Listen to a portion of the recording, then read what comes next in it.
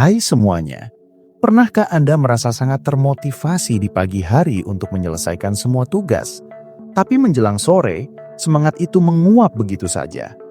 Atau mungkin Anda bertekad untuk makan sehat, tapi setelah seharian penuh tekanan di kantor, keinginan untuk memesan fast food jadi tak tertahankan?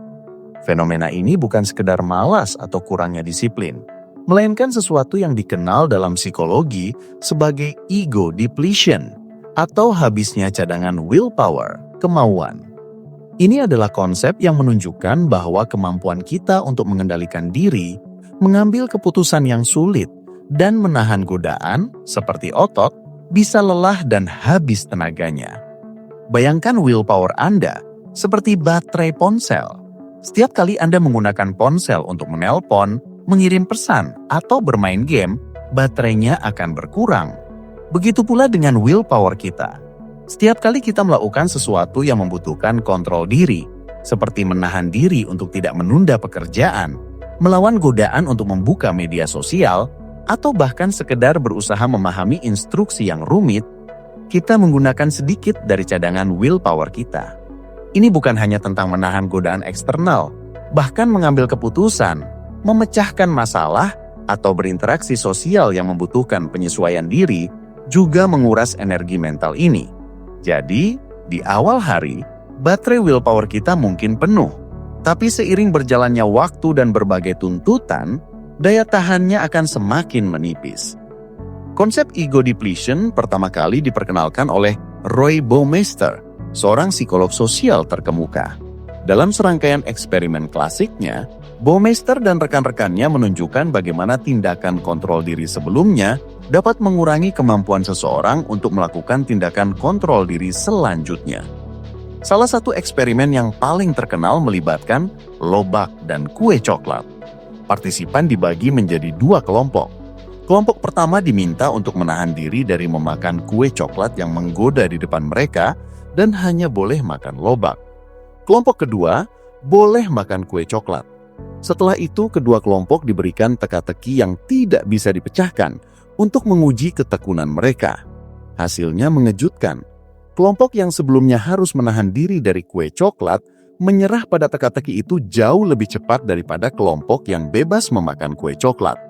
Ini menunjukkan bahwa upaya menahan diri dari kue coklat telah menguras sumber daya mental mereka, membuat mereka kurang mampu bertahan dalam menghadapi kesulitan berikutnya. Ini bukan hanya teori di laboratorium. Dalam kehidupan sehari-hari, kita sering mengalaminya. Pikirkan seorang mahasiswa yang semalaman begadang untuk menyelesaikan tugas akhir. Ia mungkin berhasil menahan diri dari godaan media sosial dan tetap fokus pada pekerjaannya. Tapi keesokan harinya, saat ia harus belajar untuk ujian lain, ia mungkin berasa sangat sulit untuk berkonsentrasi, mudah terdistraksi, dan cenderung menunda-nunda. Ini karena cadangan willpower-nya sudah terkuras habis semalaman sebelumnya. Atau seorang yang baru mulai berdiet. Di awal hari, ia mungkin sangat disiplin memilih makanan sehat. Tapi setelah seharian penuh rapat yang melelahkan dan konflik di tempat kerja, godaan untuk ngemil makanan tidak sehat menjadi jauh lebih kuat. Dan ia mungkin akhirnya menyerah. Fenomena ini juga menjelaskan mengapa banyak dari kita cenderung membuat keputusan yang buruk di penghujung hari. Ketika willpower kita sudah menipis, kita cenderung memilih jalur yang paling mudah, yang paling sedikit membutuhkan usaha, dan seringkali yang paling instan memberikan kepuasan.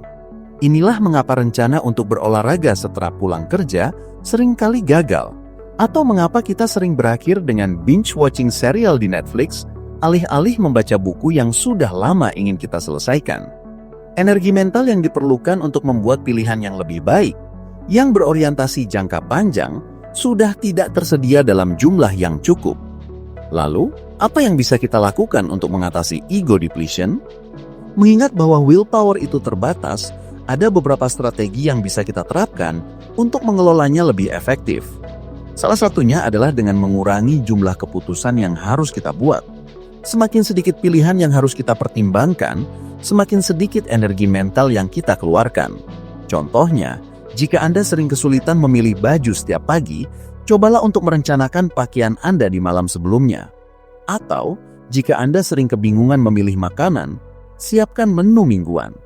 Ini bisa membebaskan energi mental Anda untuk hal-hal yang lebih penting. Strategi lain adalah memastikan kita cukup istirahat. Tidur yang cukup bukan hanya penting untuk kesehatan fisik, tapi juga untuk mengisi kembali baterai willpower kita. Saat kita kurang tidur, kemampuan kita untuk mengendalikan diri akan menurun drastis, membuat kita lebih rentan terhadap godaan dan lebih sulit untuk tetap fokus. Sama seperti ponsel yang perlu diisi dayanya, otak kita juga perlu waktu untuk beristirahat dan memulihkan diri. Selain itu, menjaga kadar gula darah tetap stabil juga berperan penting.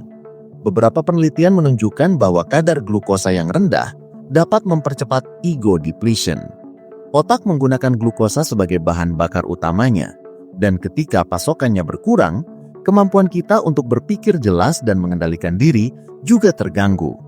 Ini bukan berarti kita harus makan gula berlebihan, tapi memastikan kita mendapatkan nutrisi yang cukup dan seimbang sepanjang hari dapat membantu menjaga energi mental. Melakukan prioritas tugas-tugas penting di awal hari juga sangat membantu. Identifikasi tugas-tugas yang paling membutuhkan fokus dan kontrol diri, dan selesaikanlah saat baterai willpower Anda masih penuh. Jangan tunda tugas yang sulit hingga sore hari, ketika Anda sudah merasa lelah dan mudah terdistraksi. Dengan menyelesaikan yang terpenting terlebih dahulu, Anda memastikan bahwa Anda menggunakan sumber daya mental Anda secara optimal. Terakhir, dan ini mungkin yang paling menarik, willpower itu bisa dilatih. Sama seperti otot, semakin sering kita menggunakannya dan menantangnya, semakin kuat ia akan menjadi. Ini berarti bahwa secara konsisten mempraktekkan kontrol diri, bahkan dalam hal-hal kecil, dapat meningkatkan kapasitas willpower kita secara keseluruhan. Misalnya mencoba untuk tidak menunda pekerjaan selama 5 menit lebih lama lagi, atau menahan diri dari snack yang tidak sehat 1 kali seminggu. Latihan kecil ini dapat membangun ketahanan mental kita seiring waktu. Namun penting untuk diingat bahwa ego depletion bukanlah alasan untuk menyerah pada diri sendiri. Ini adalah penjelasan ilmiah mengapa kita kadang merasa sulit untuk tetap pada jalur yang benar. Dengan memahami bagaimana willpower kita bekerja, kita bisa lebih empati terhadap diri sendiri dan merancang strategi yang lebih efektif untuk mencapai tujuan kita. Ini bukan tentang memiliki willpower yang tak terbatas, melainkan tentang mengelola sumber daya yang terbatas itu dengan bijak. Kita semua punya batasan, dan mengenali batasan itu adalah kekuatan tersendiri.